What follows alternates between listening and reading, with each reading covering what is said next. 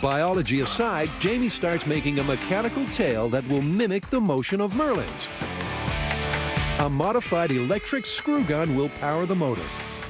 He places the drill inside a wooden housing and adds a remote trigger.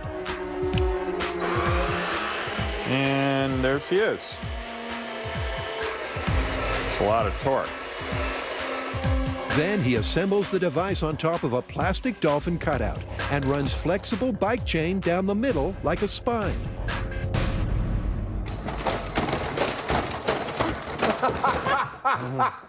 Okay. I'm not sure what that means yet. Jamie's Dolphin isn't exactly moving as gracefully as most, so he and aquarium assistant Jess dialed down the speed of the drill.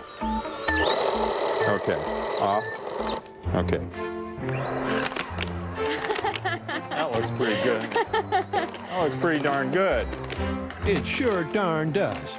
With the tail now flapping fluidly, they can join the top to the base with high-strength Velcro. I'm gonna hold into his middle, and I'm gonna feed him back and down. Ah, he's kind of cute.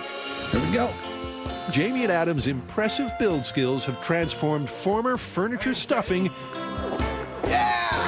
into Flipper. That's great!